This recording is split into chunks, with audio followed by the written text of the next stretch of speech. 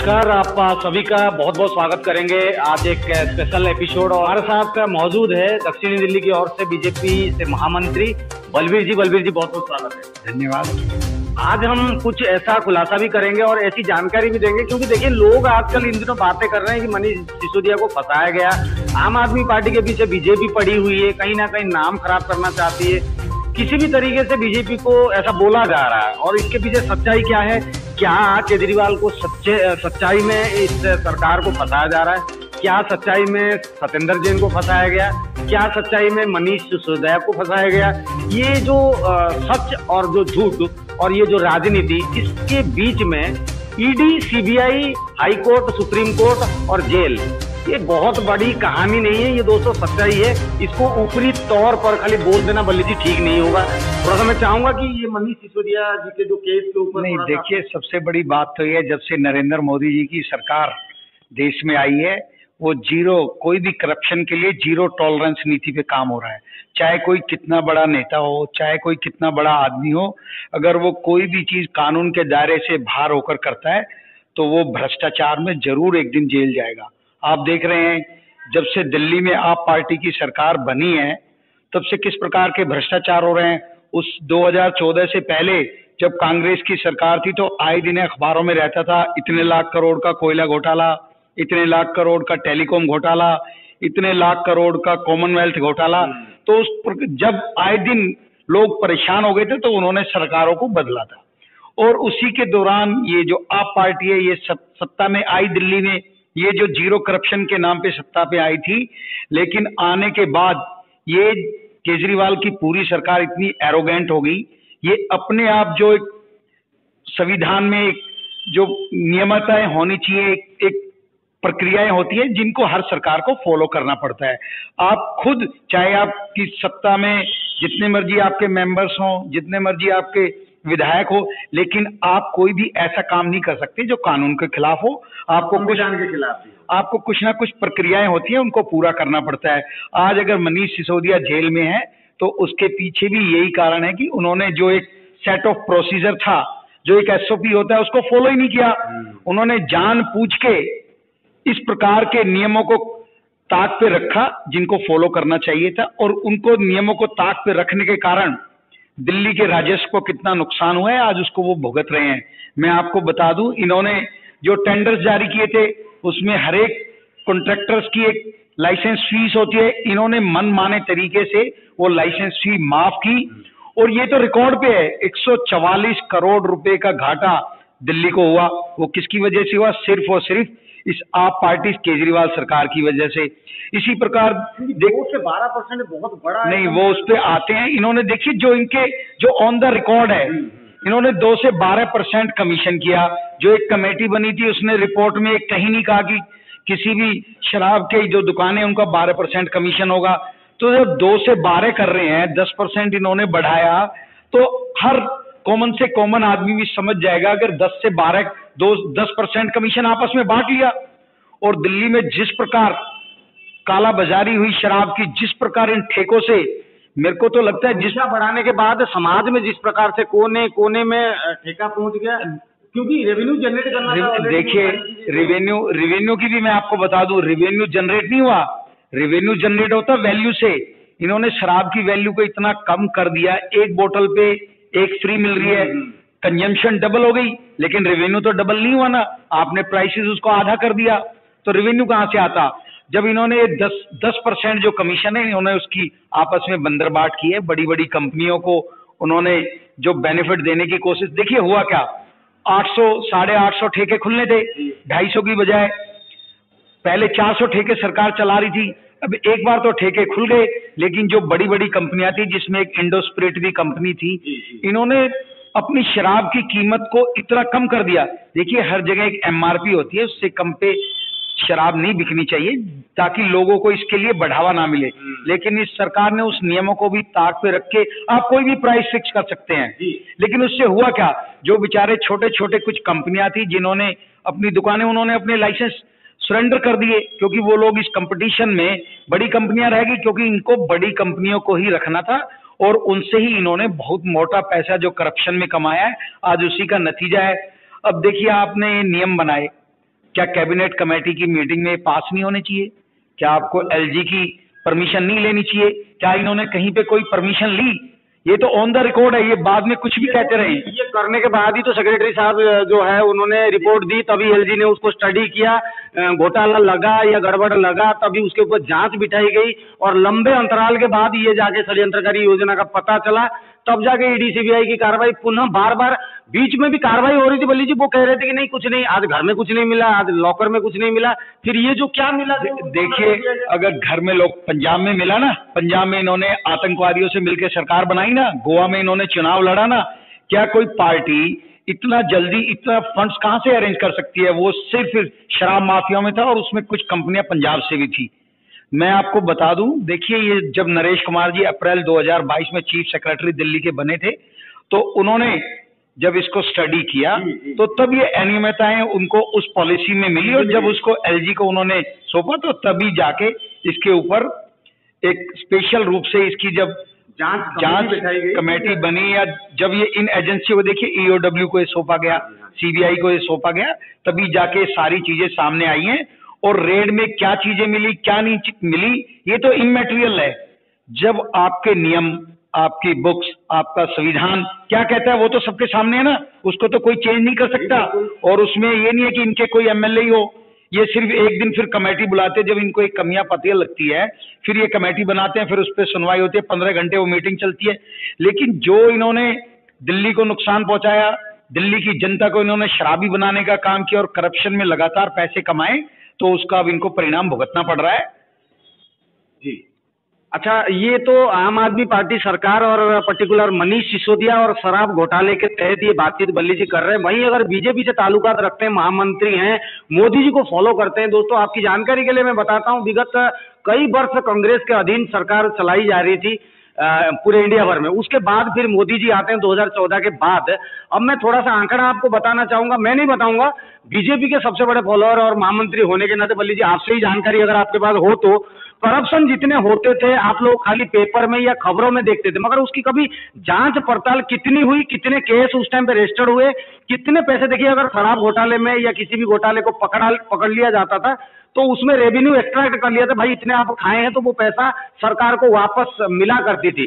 मगर कांग्रेस की सरकार के कार्यकाल के अंतर्गत, वहीं दूसरी ओर अगर बात करें मोदी जी के कार्यकाल के अंतर्गत, ये करप्शन का आंकड़ा जो है बल्ली जी से पूछते हैं। बल्ली जी आंकड़े के मामले में देखिए, मैं आपको बता दूं, जब 2004 से 2014 तक कांग्रेस की सरकार थी तो टोटल 117 रेड देश में पड़ी थी ईडी, और क्योंकि सारे नेता आपस में मिले हुए थे, कांग्रेस और विरोधियों से मिले हुए थे, तो उस टाइम पे 117 मिली और टोटल जो पैसे वो 4500 कुछ करोड़ रुपया कॉन्फिस्केट किया गया था।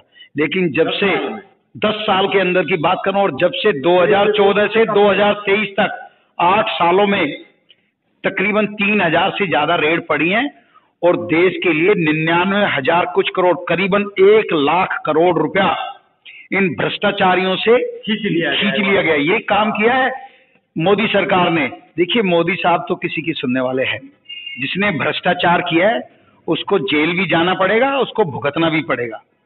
तो आज लोगों को परेशानी हो रही है, सारे विरोधी आज कह रहे हैं कि चुन चुन के विरोधियों को पकड़ रहे हैं। देखिए आप लोगों की भी सरकार थी, भारतीय जनता पार्टी के नेता भी उस टाइम थे, यहाँ पे जिसने करप्शन किया आप लोगों ने, लेकिन आप लोग खुद लोगों से मिले हुए थे तो आप लोग नहीं कर पा रहे थे। लेकिन मोदी जी का बिल्कुल स्पेशल ये संदेश है कि कोई भी करप्शन करेगा तो वो पकड़ा जाएगा। आज आप देख रहे हैं दिल्ली सरकार, आज आप देखेंगे आज तक पिछले 8 सालों में आपने केंद्र सरकार के बारे में एक भी भ्रष्टाचार कहीं पे आपको सामने नहीं आया। नहीं, अगर मिला भी है निगम पार्षद लेवल में, मैं छोटी सी बात भी बता दूं, अगर क्षेत्रगत दक्षिणी दिल्ली में कई ऐसे जो है बीजेपी से पार्षद रहे हैं, उनने घोटाला करा है, कहीं ना कहीं उनको रंगे हाथ पकड़ करके निकाल भी दिया गया है। देखिए अगर बीजेपी में कोई आदमी इस प्रकार के घोटाले करता है वो पार्टी में नहीं दे सकता, उसको उसी टाइम निष्कासित किया जाता है। ये तो और पार्टी वाले हैं, उनको झेलते रहते हैं, उनको पालते रहते हैं। आज इन लोगों को बड़ी परेशानी हो रही है क्योंकि इनके पास लोगों की काड़ी कमाई का पैसा इन्होंने इकट्ठा किया हुआ है। लेकिन आज की डेट में कोई भी बदमाशी किसी भी प्रकार की, आप चाहे यूपी का एग्जाम्पल ले ले, लॉ एंड ऑर्डर की सिचुएशन आज आप देख रहे हैं। अगर कोई बदमाश है, ये बदमाश 30-30 साल 40-40 साल इन्हीं पॉलिटिकल पार्टियों ने पाले हैं।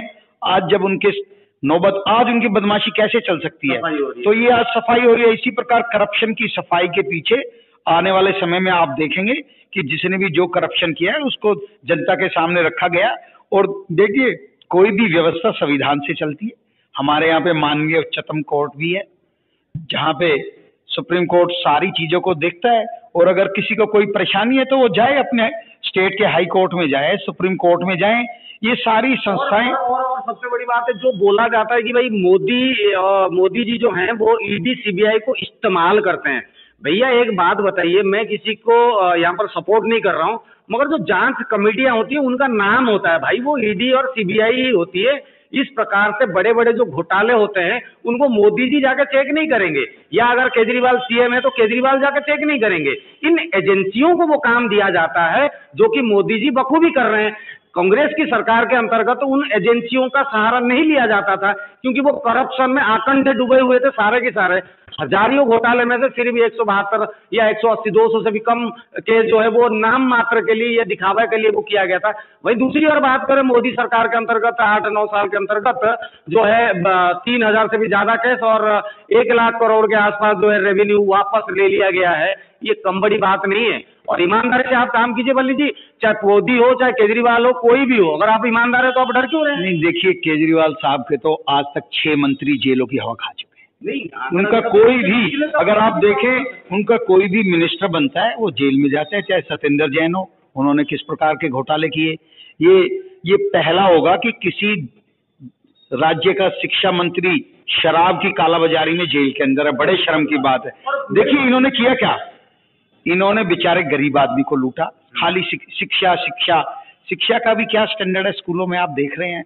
आपकी संख्या इतनी है, स्कूलों में बच्चे पढ़ नहीं पाते हैं, बैठने की जगह नहीं है, आप शिक्षा मॉडल की बात करते हैं। आपसे एक तो सवाल ये है कि मनीष सिसोदिया क्या इतने काबिल व्यक्ति थे कि 18 मिनिस्ट्री से भी ज्यादा या 15 से 20 मिनिस्ट्री उसके अंतर्गत थे? वहीं दूसरी ओर केजरीवाल जी सीएम होने के साथ साथ उनके पास एक भी मिनिस्ट्री नहीं थी। ये क्या नहीं, देखिए यही सबसे बड़ी बात होती है। जितनी भी मिनिस्ट्रीज थी वो सब मलाई वाली डिपार्टमेंट सब सिसोदिया साहब के पास थे। अब वो उनके कॉन्फिडेंशियल तो आदमी थे ही, लेकिन अब आप देखेंगे, अब नहीं, अभी तो आप देखना, अभी शिक्षा घोटाला आएगा। जो इन्होंने स्कूल्स बनाए, इन्होंने बाथरूम को भी रूम्स दिखाया, उस पर भी जांच अभी जारी है। पानी का घोटाला आपके सामने है ही। इन्होंने आज तक सीएजी ने 10 बार केजरीवाल सरकार को लेटर की, इन्होंने 27,000 करोड़ रुपए का एक वाउचर तक नहीं रखा हुआ। अभी तो वो घोटाला सामने आएगा। आप उठाइए, कहाँ पे घोटाला नहीं है।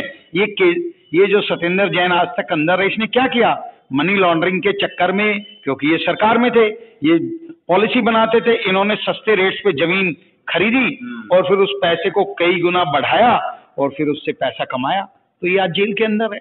बिल्कुल आश्चर्य होने वाली बात नहीं। अभी 2 दिन पहले की खबर, अगर लालू जी के मिसेस की राबड़ी देवी जी की बात करें, वो भी अभी घोटाले में फंसे और अभी जांच करते करते भाई साहब उनके बेटे भी फंसने में आ रहे हैं। तो घोटाले कर रहे हो तो कहीं जाना नहीं है। मोदी जी हैं, ये एक बात तो सिद्धांत है कि भाई जितने भी घोटालेबाज हैं या घोटाले में सम्मिलित पाए गए हैं या भनक भी है, आप सुनिश्चित रहिए आने वाले दिनों में भांडाफोड़ होना। देखिए, माननीय मोदी जी हैं, मोदी है तो मुमकिन है। ये सारे काम तभी मुमकिन हो रहे हैं जब शीर्ष पे बैठा हमारा नेता ईमानदार है। ये जो कट्टर ईमानदार वाले तो सबसे ज्यादा कट्टर बेईमान लिखने कहने से कोई कट्टर ईमानदार नहीं होता। आपका आचरण, आपका व्यवहार, आपकी नीति, ये सभी चीजें डिसाइड कहते हैं भगत सिंह के कहते हैं कि हम भगत सिंह के वंशज हैं, हम जेल भी काटेंगे, हम शान से जाएंगे, शान से वापस भी आएंगे। नहीं, भगत सिंह के वंशज है। भगत सिंह की तस्वीरें क्यों हटा दी अपने वहां से? नहीं, ये क्या महात्मा गांधी को ये मानते थे, महात्मा गांधी की वहां जाके बैठ जाते हैं तो ये समाधि स्थल पे कि हम तो शांति के, ईमानदारी के बहुत बड़े प्रतीक हैं। तो ये कौन से हैं? इनका रिकॉर्ड सब इनके सामने आ रहा है और आने वाले समय में जनता इनको सारा कुछ देख रही है। जाते जाते लास्ट सवाल 2 है, जनता को आप भी मैसेज दें कि आम आदमी पार्टी की अभी मौजूदा स्थिति क्या है।